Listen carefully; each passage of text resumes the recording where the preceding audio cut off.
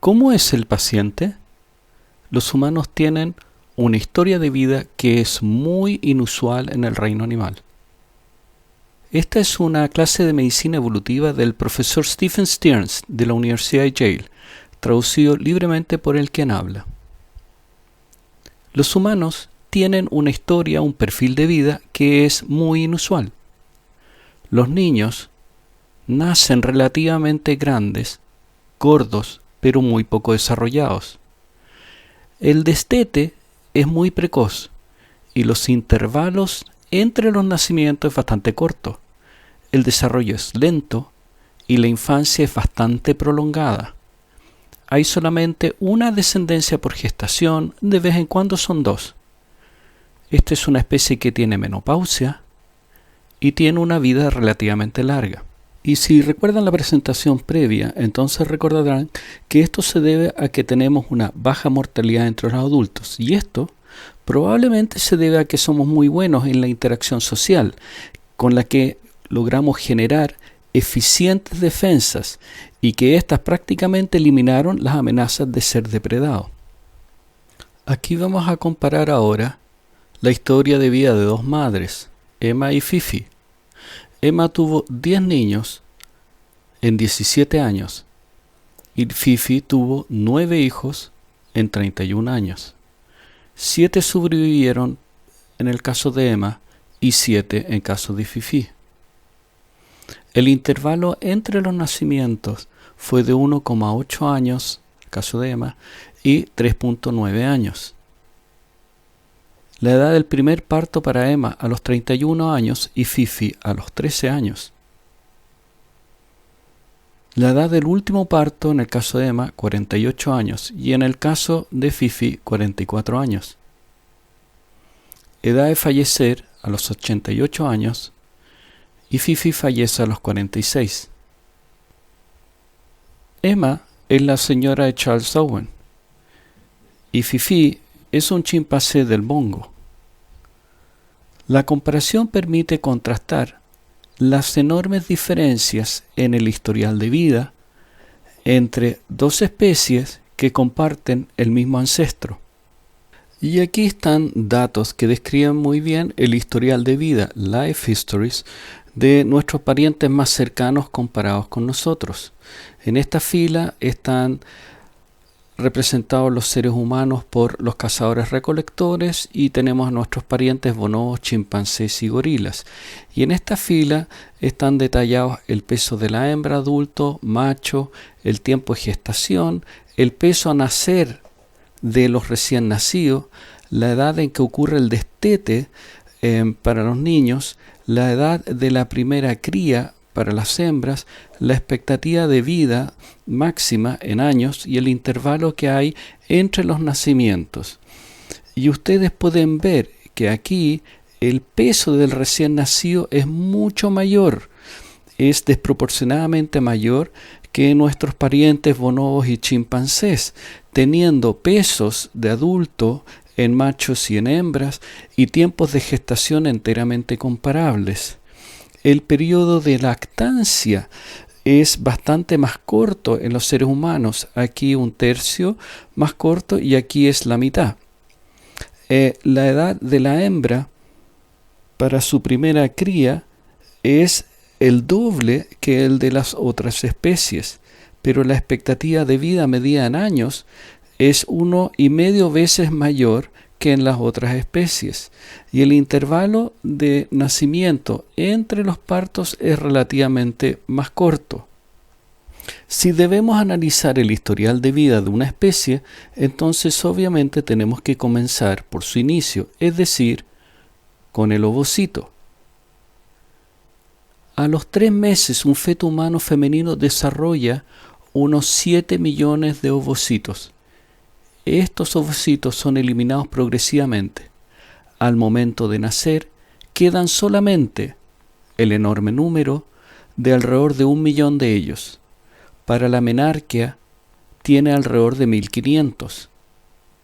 ¿Existe alguna evidencia que sugiere que la calidad genética de estos ovocitos mejora durante este proceso? Es decir, los defectuosos estarían siendo descartados. el 60-70% de las concepciones son abortadas para la primera menstruación. La evidencia observada en mujeres de la comunidad eurita, las que tienen aborto espontáneo recurrente, sugiere que el tracto reproductivo de la hembra humana descarta los óvulos fecundados, descarta los conceptis que son inmunológicamente deficientes, ya sea porque los alelos del complejo de histocompatibilidad mayor paterno son demasiado similares a los maternos como para que la respuesta inmune funcione adecuadamente, o para evitar la genetopatía endogámica. Alrededor del 70% de las concepciones que se inician como mellizos terminan con un solo recién nacido. El tracto reproductivo femenino en los humanos ha sido diseñado por la evolución para funcionar como un dispositivo de control de calidad. Realiza un proceso de selección. Bien, ya hemos visto cómo ocurre la selección de los ovocitos y veamos cómo ocurre la siguiente etapa: selección del producto de este ovocito en el embarazo y que da como resultado un nacimiento. Y es aquí donde comienza otro ciclo de trade-offs. El peso al nacer de los seres humanos varía de entre 1 y 4,5 kilogramos. Su talla varía de 40 a 57 centímetros. Los bebés humanos tienen cerebros más grandes y son más gordos que los bebés nacidos de los chimpancés o bonobos de un tamaño similar. En relación con el tamaño del cerebro adulto, los bebés humanos deberían nacer con cerebros aún más grandes, pero el desarrollo está limitado por el diámetro del canal de parto. Por lo tanto, los bebés humanos completan el crecimiento del cerebro y la diferenciación por largo tiempo después de su nacimiento. Durante los primeros 7 años de edad siguen creciendo. El peso promedio al nacer es de 0,5 kilogramos menos que el peso óptimo para la supervivencia infantil. Esto debería ser el resultado del balance costo-beneficio entre progenitores e hijos por la restricción dada por la estrechez del canal del parto humano. El bajo peso al nacer afecta negativamente la supervivencia, la salud, el crecimiento y el desarrollo mental. Patrones de crecimiento en el ser humano. El crecimiento del ser humano está en función de ciertos objetivos y es autoestabilizado, es decir, pasa por periodos en que prácticamente no crece o crece muy poco para lograr ciertos objetivos en su maduración y luego incrementa rápidamente su crecimiento.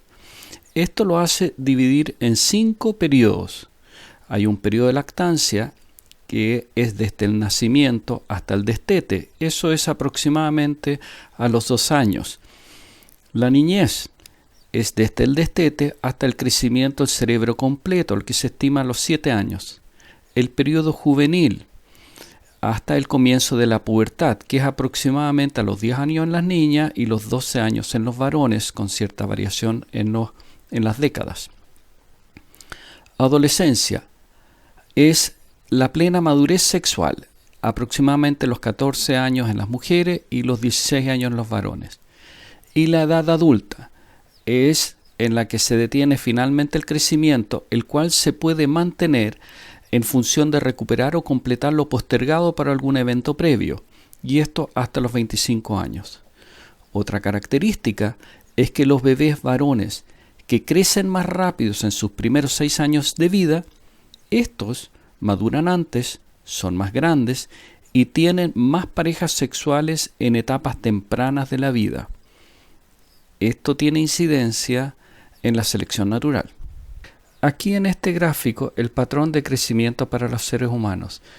En este eje está expresado la velocidad de crecimiento en centímetros por año. Y aquí la edad de los infantes. El periodo de la adolescencia vuelve a incrementarse la velocidad de crecimiento unos 3 años antes en las mujeres que en los hombres, y esto por un periodo de unos 4 años. Una característica muy de la especie humana. Y aquí los patrones de inversión en la reproducción. Hay factores que influyen directamente en la fecundidad y el intervalo entre los nacimientos en una mujer.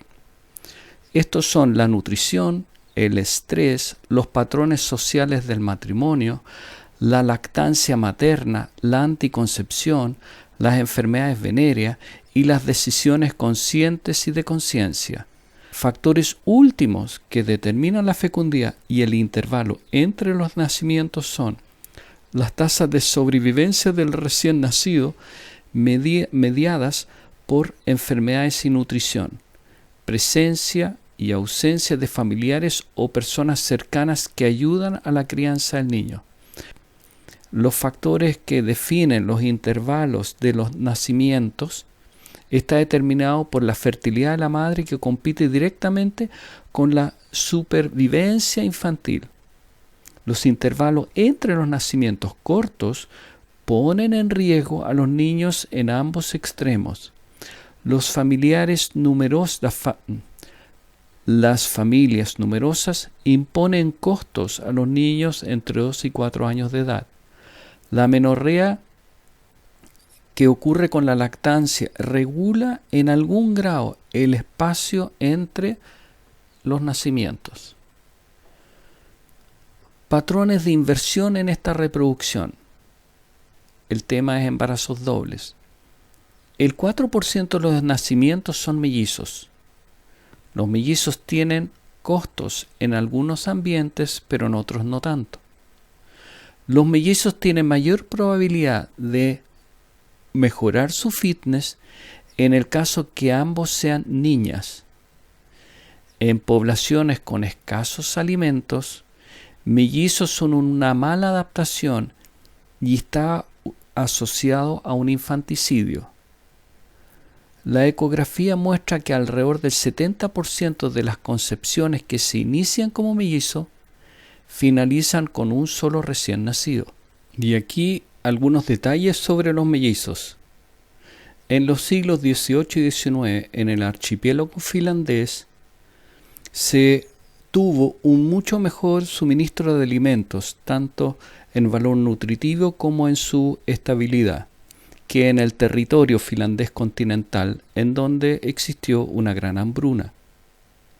La observación en el archipiélago es que los mellizos que nacían en el archipiélago llegaban a la adultez en un número mayor de 1 por mellizo, pero los mellizos en el continente solamente llegaban a la adultez 0,7. Por eso, los mellizos eran mucho más comunes de ver en el archipiélago, sobrevivían bastante más. Las mellizas fueron más exitosas en sobrevivir que los mellizos. Las madres de mellizos tenían una mayor mortalidad después de los 65 años, porque fueron mucho más susceptibles a la tuberculosis. Estos estudios revelan las compensaciones entre varios hijos y la sobrevida de los niños y los padres. Patrones de inversión en la reproducción. Ahora la inversión en la asignación del género, cómo favorecer un género. Las sociedades con dote pago a los padres de las novias limitan el número de hijos, son caros. Y las sociedades con dote pago a los padres del novio o novio directamente limitan el número de hijas, son caras. Cuando los hijos se heredan y la riqueza favorece a los hijos, la pobreza es mayor en las hijas, una realidad en Estados Unidos, Hungría y Alemania. Esto configura la llamada hipótesis de Traves-Villard, cuya evidencia en humanos, sin embargo, es mixta. Y ahora veamos algo con respecto a la vida útil y el envejecimiento. Que vivamos más tiempo que los chimpancés y los bonobos puede deberse a una menor mortalidad extrínseca, y esto debido a la organización social y a la defensa. La vida útil y el envejecimiento. Veamos ahora algo con respecto a la vida útil y el envejecimiento, Que vivamos más tiempo que los chimpancés y los bonobos puede ser el resultado de una menor mortalidad extrínseca debido a lo exitoso que resultan las organizaciones sociales y la defensa grupal contra los depredadores. Sin embargo, ese efecto no es lo suficientemente importante como para explicar la gran diferencia en la expectativa de vida observada.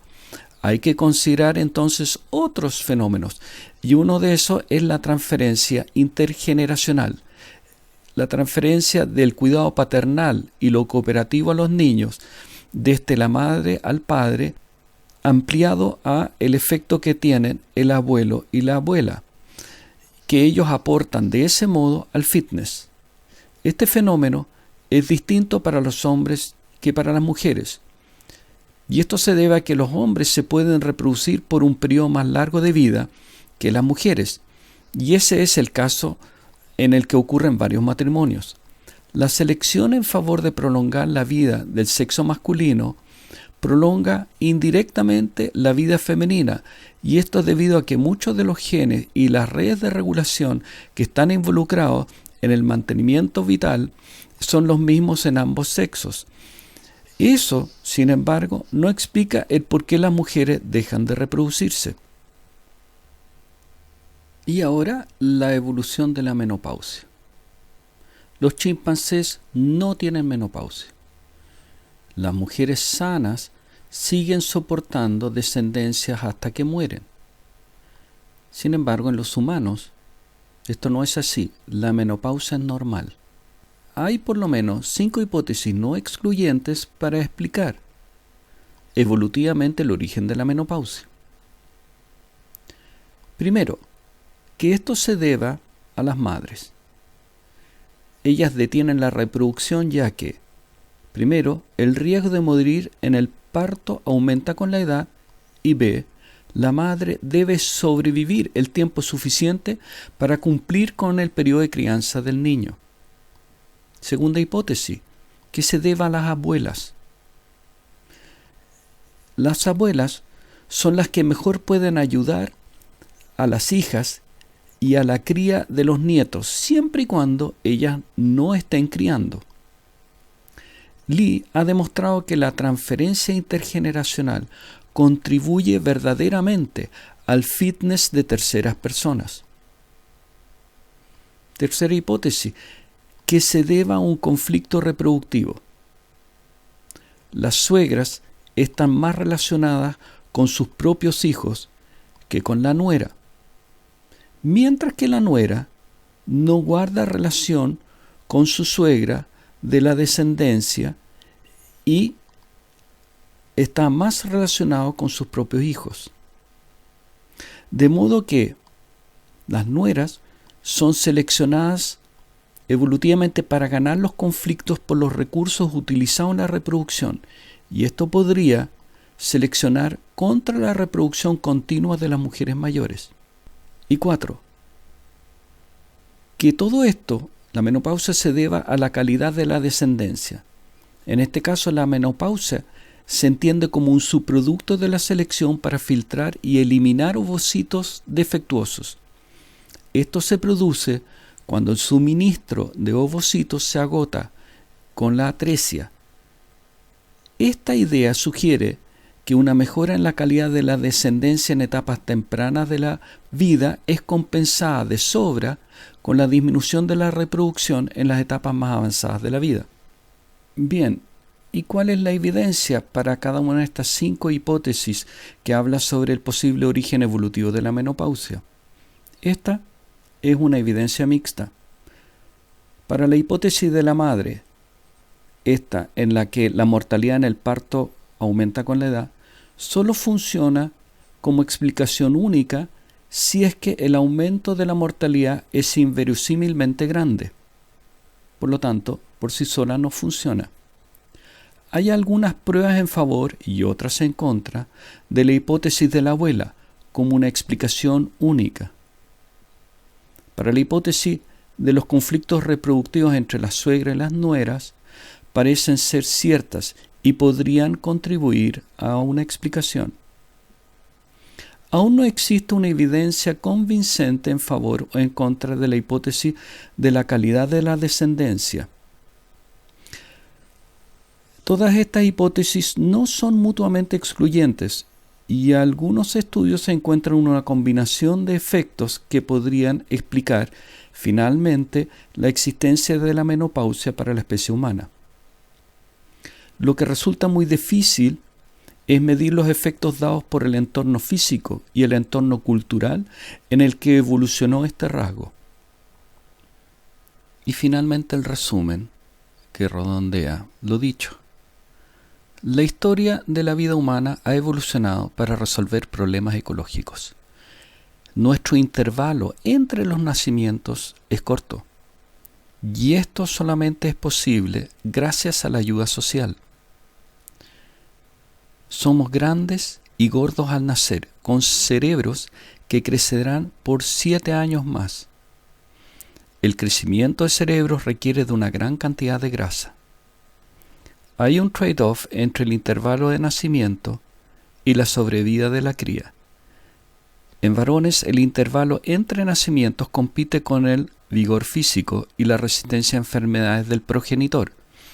Y en las mujeres compite con la capacidad de sobrevivencia y la capacidad de reproducción de las mujeres en condiciones adversas.